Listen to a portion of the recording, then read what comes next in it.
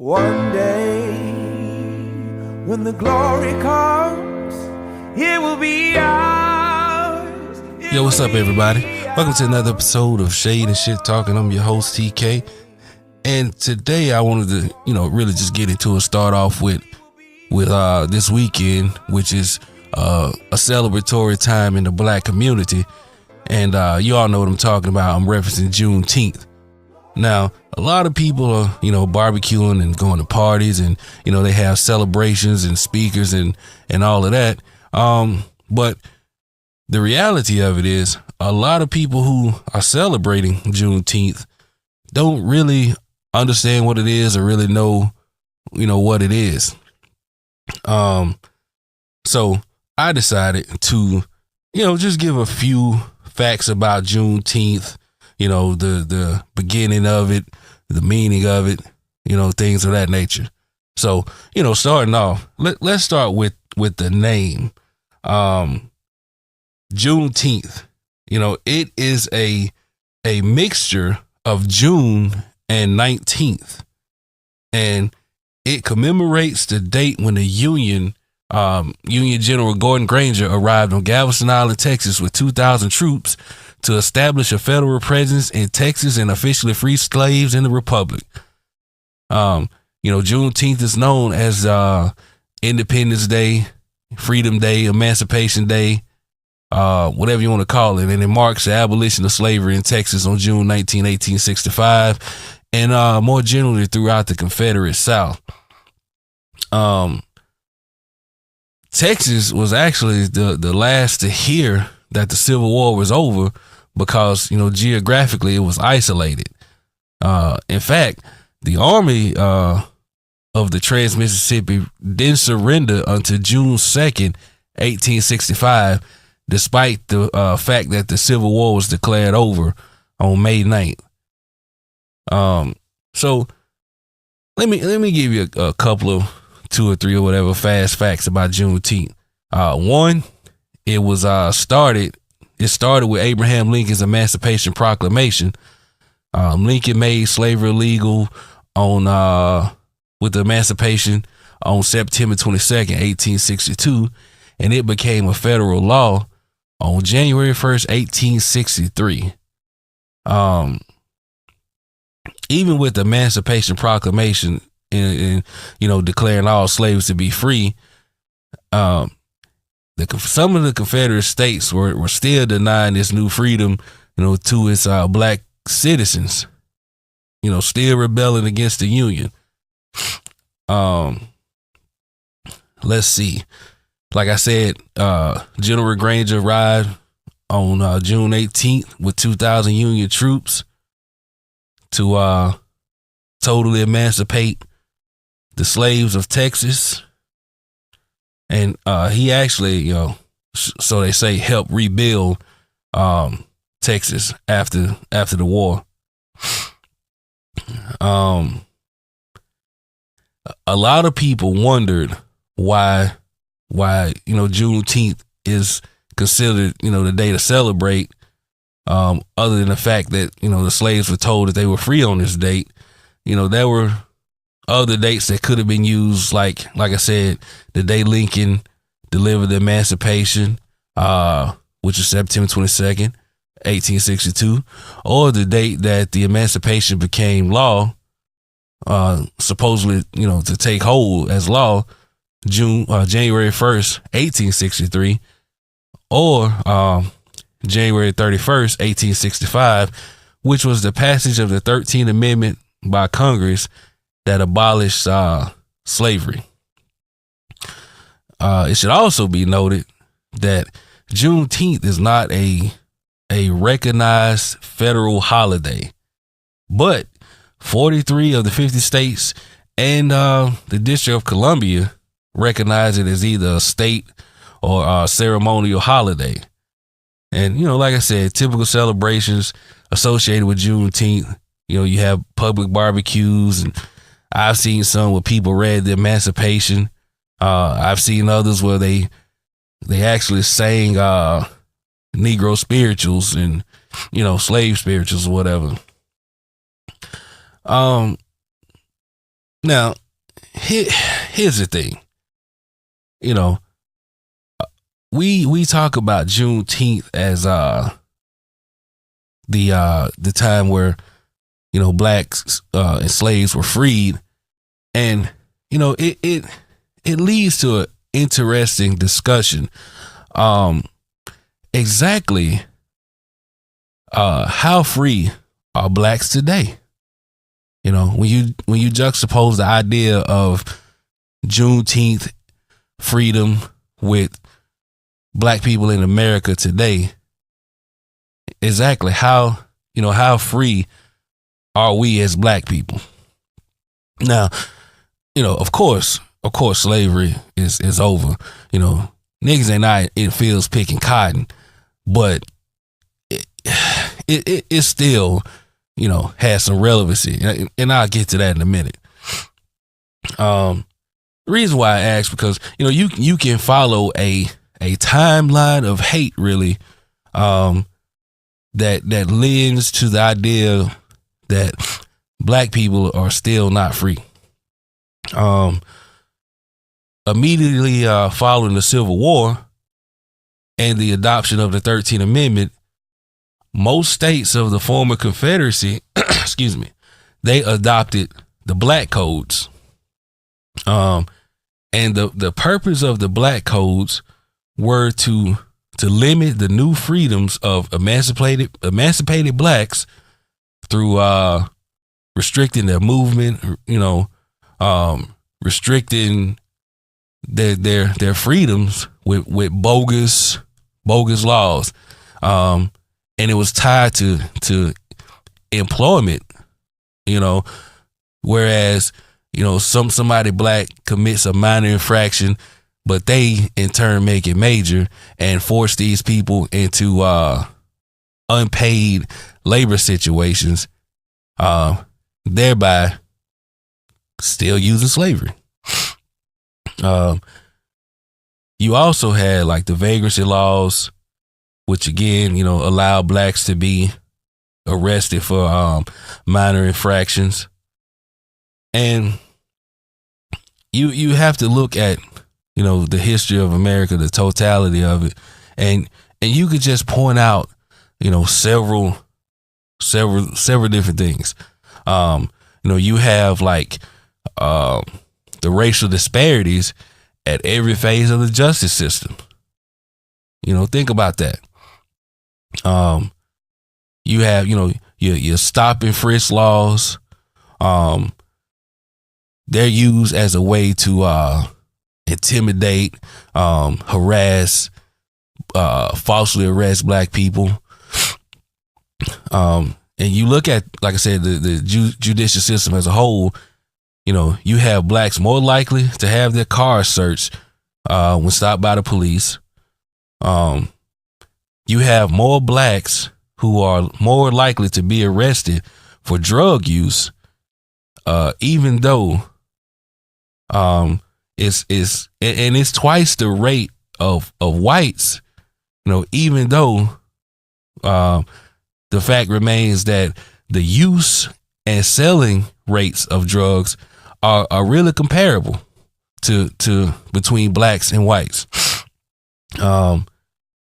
And when they get into the system and go in front of a judge, blacks are more likely to serve longer sentences than whites for the same crimes. And speaking of before the judge, when they, you know, get in court, and they're judged by quote unquote a jury of their peers, it's really not, because blacks are more likely to be excluded from juries strictly based off of race. So you look at that, and then, you know, you look at the financial situations. You know, you have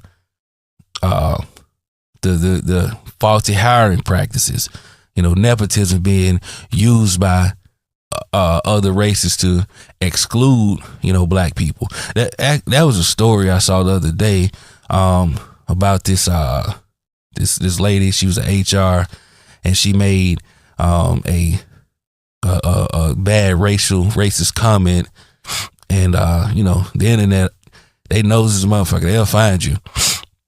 Well, come to find out she was an HR at someplace, and it makes you think how many applications, how much paperwork did she destroy of black people so they couldn't get hired or couldn't move to the next phase of the hiring, shit like that. So you look at that, you look at redlining, the bullshit lending practices that pretty much are used to keep black people from living in certain areas. You can take someone black, someone white, same credit score, same amount of money, but the black person's rates will be much higher, making it much more harder for them to afford that loan. And I believe it might have been Bancorp South. They just recently, got in trouble and fined heavily for using that practice. And like I was talking about earlier, the racial disparities in the justice system, you can go even further and look at some of the root causes of us being in the justice system. And I'm talking about the school to prison pipeline.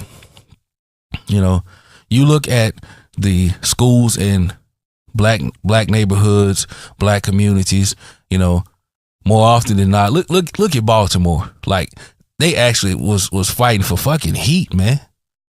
Like, how in America is any school district fighting for heat for their kids?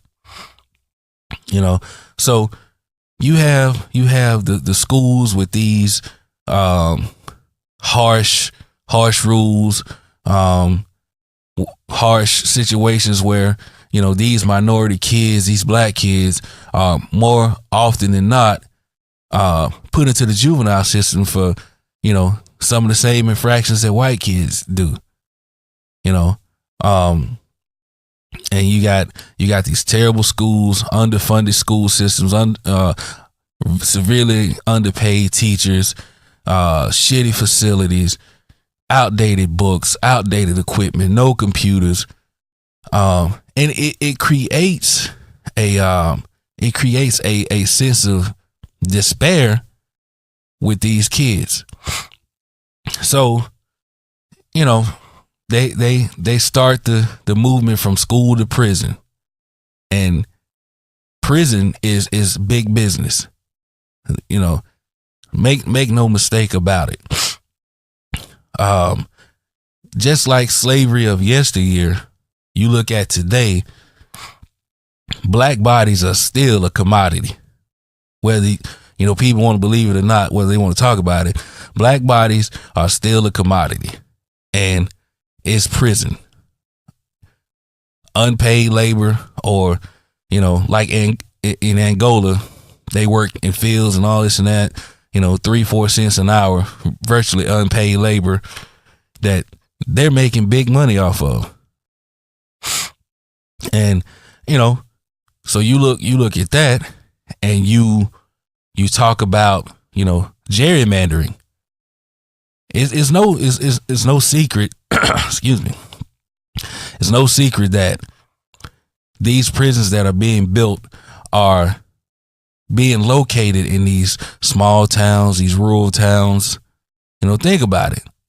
Why is because they use these black bodies in prison as a part of their census, their population count, to increase their electoral votes, their ability to hire through elections, the people who influence these bogus ass laws.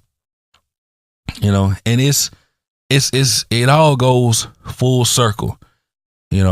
You got the school to prison pipeline that works hand in hand with bogus laws aimed at blacks, which then leads to the sentencing disparity that blacks face, which then leads to an increase, an influx of mass incarceration, which then leads to the problem of gerrymandering, which then leads right back to the laws and practices being made and passed to keep the vicious cycle going.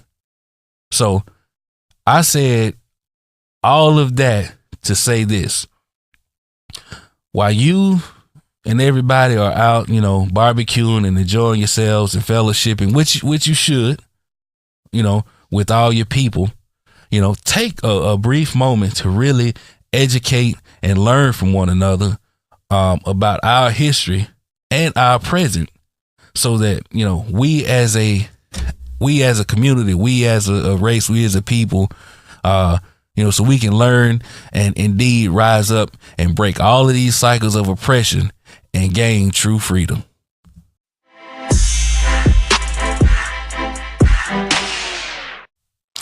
So not only is it just Juneteenth weekend, this weekend is also Father's Day. And let me be the first to say Happy Father's Day to all the excellent, great, good, hell, even decent fathers who really take time to raise their kids, to teach their kids, to guide their kids, to be an asset to not only their kids' lives, but the mother of their kids, whether it's baby mamas, which I really hate that word, wife, girlfriend, whatever. I salute all you guys. I'm a father myself, and I really must say that having a child has been the most rewarding moments of my life. I wouldn't change it for the world. And I don't give a damn how bad my kids are. I wouldn't change it for the world. The amount of unconditional love that they give me is just, breathtaking at times. My son tells me every day that I'm his best bud. And, that feeling is like no other. I don't understand how dudes purposely, miss out on things like that, because I damn sure wouldn't. So, I salute all of you guys. I appreciate all of you guys, because we as a collective are, bunking that bullshit myth of black fathers not, being around, not being in their children's lives. We actually are more prevalent than our white counterparts, but they don't like to dabble in truth. They just rather keep up with the bullshit. Now that I got the feel good shit out the way, listen, ladies, let me just tell you this. We don't want no goddamn t-shirt and underwear. We don't want no goddamn coffee mugs. We don't want no goddamn ties. It's amazing. Mother's Day roll around. Goddamn it, we get ads from Zales and Jared's, and diamonds on sale, and this is on sale, that on sale. Father's Day come around, we get an ad for goddamn cargo shorts on sale at Target. That's bullshit. So, my guy Max, he said some real shit. He said, pretty much that what we really want is goddamn peace and quiet. And I couldn't agree more. Man, just let me go in the goddamn room and watch a game or whatever it is I want to do in silence. Now, we ain't talking about your friends. We ain't talking about the kids. Just let me just do whatever it is I want to do for that day, uninterrupted, unchallenged. Just like Whitney Houston's song, I found the greatest love of all, peace and goddamn quiet. Because I'm going to tell you, man, Father's Day is unfair. I mean, it ranks like down there with like, created days, like National Donut Day and shit like that. I mean, think about it. Mother's Day, you can't get into a single goddamn restaurant without a 45-minute to 1 hour wait. Father's Day, nigga, they barely even have it fully staffed at restaurants. You can go in there and cook your own goddamn food. Think about it. Also, think about this. Fathers are just not, we don't get love like mamas get love. You got like different songs. Look at Boss Man, the song for mama. Tupac, Dear Mama. Ain't no Dear Daddy. Outkast, Miss Jackson. What about Mr. Jackson? R. Kelly, Sweet Sadie. Ain't no goddamn Sweet Tyrone. I mean, we get no love. And that's all we want. Just a little love, a little peace and quiet. Don't allow me to hop on the damn grill on Father's Day. What kind of shit is that? You get 4 and 5 star restaurants, Mother's Day. I get the goddamn spatula and the ability to go outside and hop on the damn grill. Short end of the goddamn stick. That's what we get. So, fathers, just sit back, relax, pull up, roll up if that's what you do, and just enjoy yourself. Oh, and this is not for all ladies, but you bitter ones, you know who I'm talking to.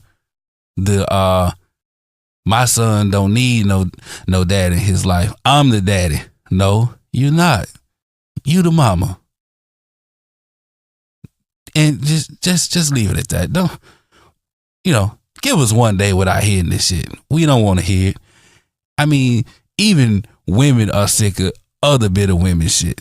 So just don't do it at least one day. We appreciate that. Sincerely, management.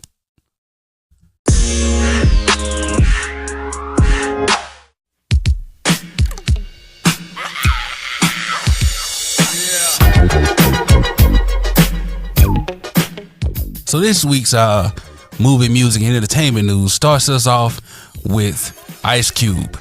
On this day, June 15th, 49 years ago, O'Shea Jackson, better known as Ice Cube, was born. This rapper turned actor, who first gained fame as a member of the legendary group NWA, has left his mark on the whole industry as far as rap, movies, music, TV. He's known for his roles in films, especially Boys in the Hood as Doughboy. The Barbershop series, 21 Jump Street, Ride Alone. Are we there yet? I mean, and we cannot forget Friday. The cult classic, the hood classic, one of the most quotable, black movies, movies period, that we know. Of course, he wrote and directed Friday. I believe he directed it. I know he wrote the motherfucker. And he's also known for, some of the hottest songs, in hip hop, rap history. Some of them was as the lead writer, the majority writer for NWA. He penned, classics like Fuck the Police, Bow Down, Today Was a Good Day, Shake 'em up, shake 'em up, shake 'em up, shake 'em, roll 'em in a circle of homies and watch me break 'em. Yeah, that was the shit right there. Let's see. We Be Clubbing, Gangsters Make the World Go Round with West Side Connection. And of course, with all this rap beef in the air, we cannot forget, in my opinion, one of the greatest diss songs, top 3 actually, in my opinion, one of the greatest diss songs ever.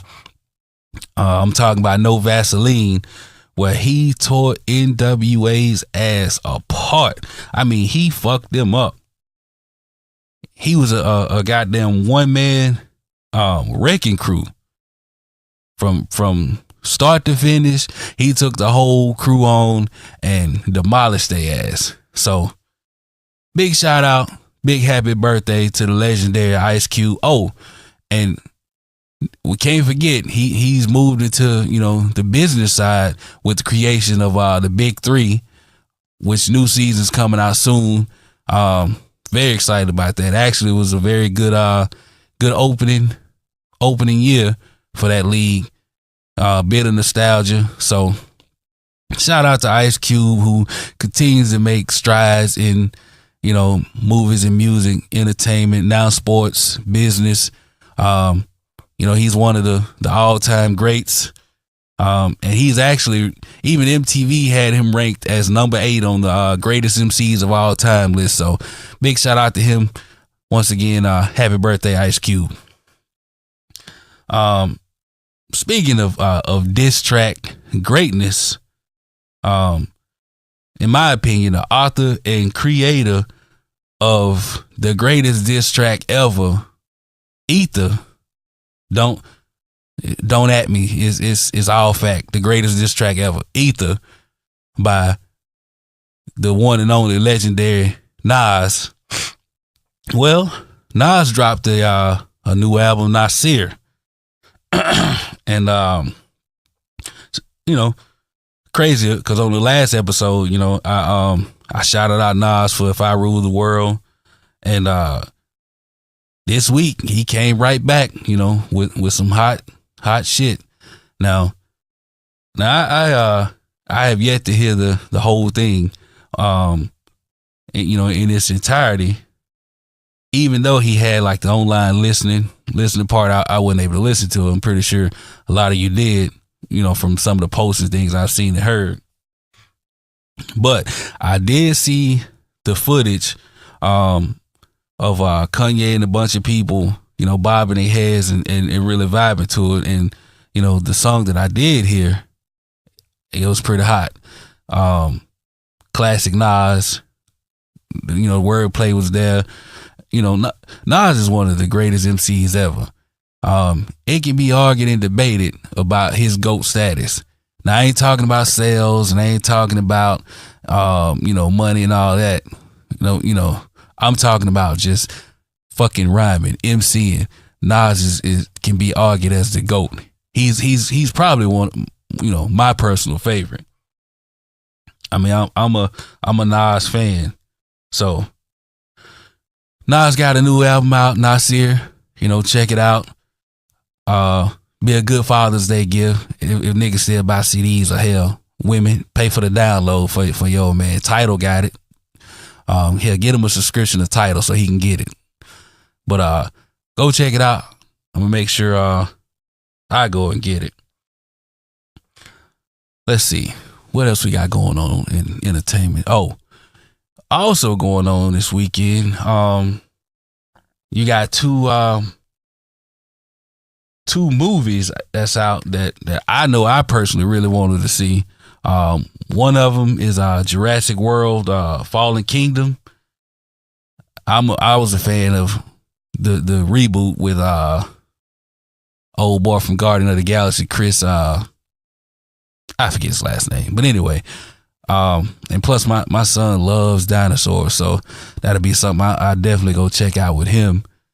And the other movie that came out this weekend is the long-awaited, and by long-awaited, I'm talking about 14 goddamn years.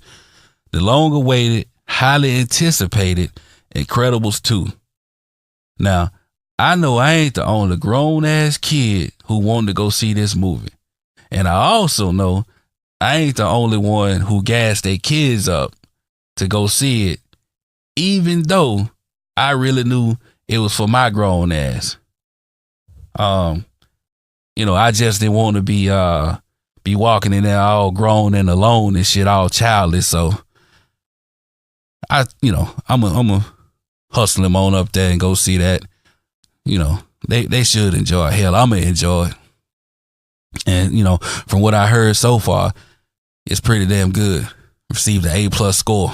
So y'all go check that out.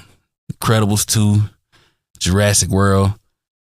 enjoy yourself this weekend. It's a lot of fun, exciting, cool shit going on. Juneteenth, Father's Day, movies we all been wanting to see.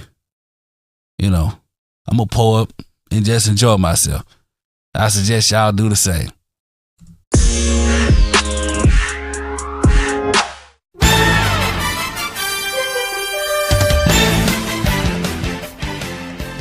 Well, the NBA season is officially over, and congrats to the Golden State Warriors.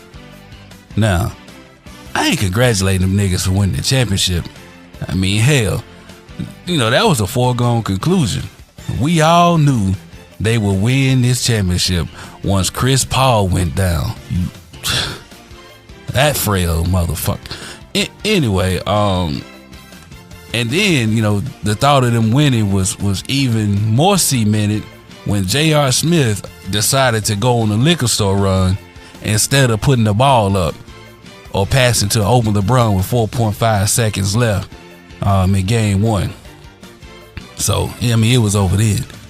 Now, what I think Golden State should be commended for and congratulated for is that, and I only saw a quick glance of this, it was real quick at the parade, but Golden State managed to get KD to get a lineup and use a goddamn hairbrush.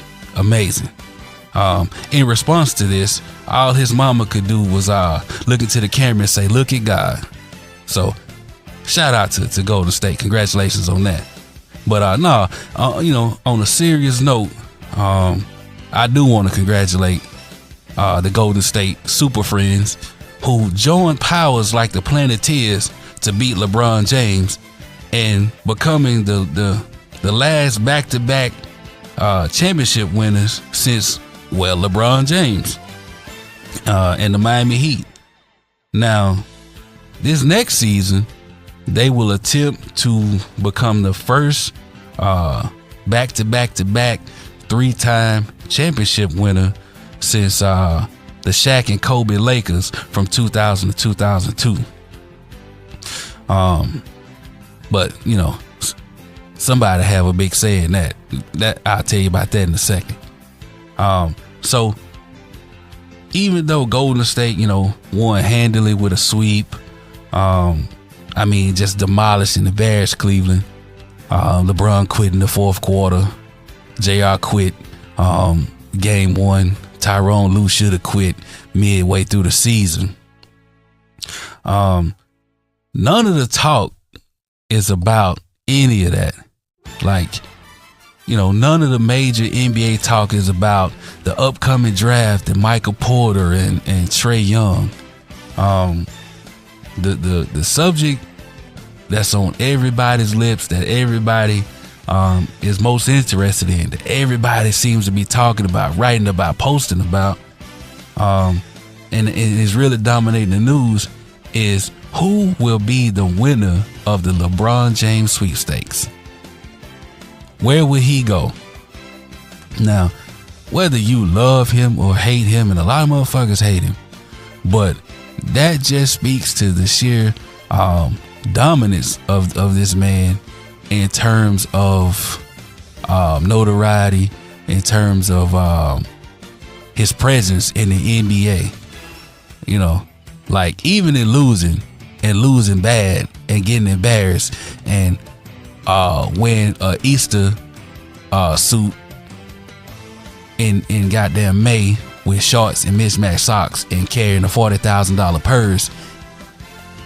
Even with all that going on, he is still the most talked about player in the NBA. And where is he going?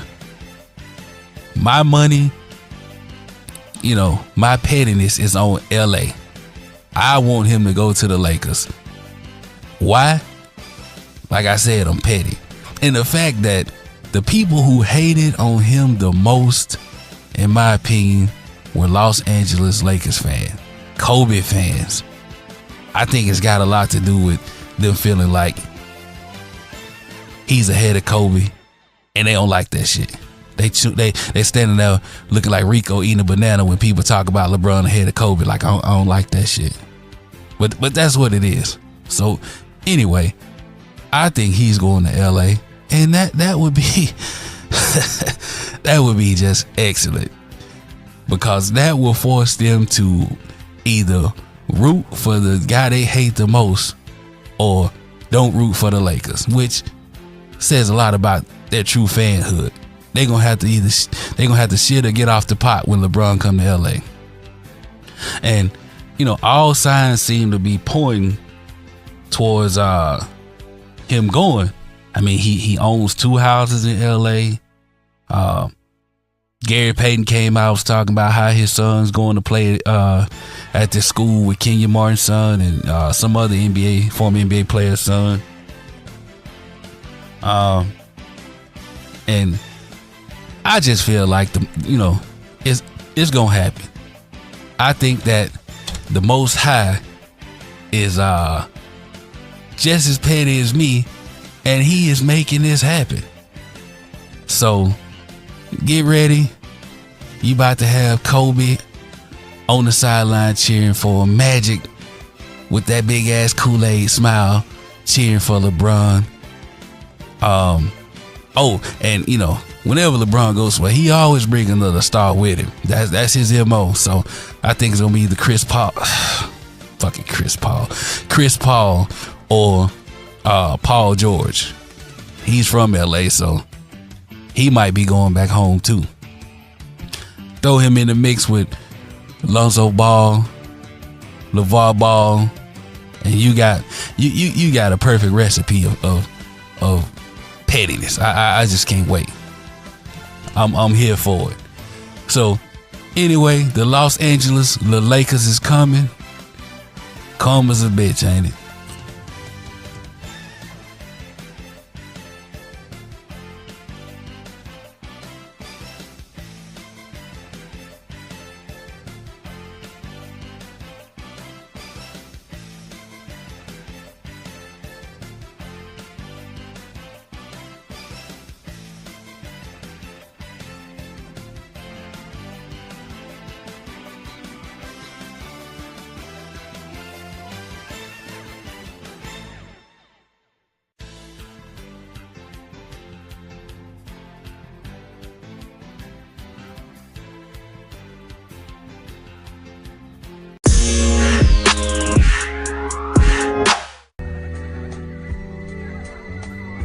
So the time has come for me to say goodbye to you, all of my friends.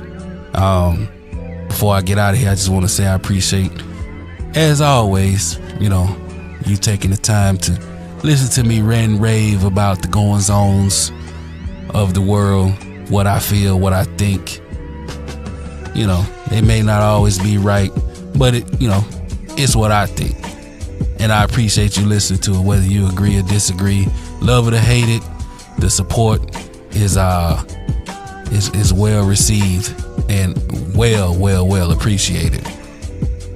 I know usually, on the episode, I take time to give 45, IQ 45, aka the Orange Blunder, aka President Toupe Fiasco, the business for the shit that he's done, but I'll save that for another time.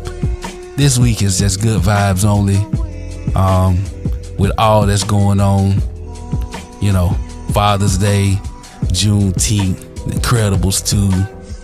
So we're not gonna mess that up with something unincredible. So we'll catch up to him and his nonsense next week. Now, for my people in Hattiesburg, whenever you're hungry, looking for something to eat, make sure you go over there and holler at Twilly Philly to get you something good, man. I try to get through there anytime I come home, and I see the pics online. My boy doing big things over there. Shout out to him. That's a true definition of building. Y'all know this man, know where he started at with it. So shout out to Twilly Philly. Get on over there, get you something good, man. You know me, I'm all about black economics. That's how we build. That's how we grow. That's how we break the cycle that I talked about earlier. So, support one another, take the time out to love one another, and, let's just be better individuals to each other. Now, before I slide out, as always, big shout out to my Black with No Chaser family. You can find us on Facebook, Twitter, IG, at Black with No Chaser. Also, shout out to our sister group, Melanated Millennials Investment Group. Well, we learning. We teaching each other how to build and grow sustainable wealth for future generations. So, make sure you check all of them out. Like, join, share the page, follow the page. You can also find me on Google Play, iTunes, Overcast, Pocket Cast, Anchor. That's Shade and Shit Talking. Also, you can go to my website. That's www.shadeandshittalking.podbean.com. And comment, like, support. Also share those pages. We trying to do something special over here.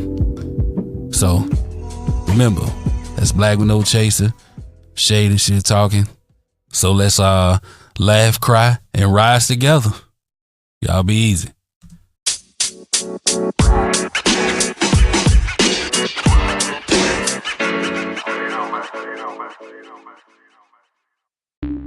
The podcast you just heard was published with Anchor. Got something you want to say to the creator of this show? Send them a voice message using the Anchor app, free for iOS and Android.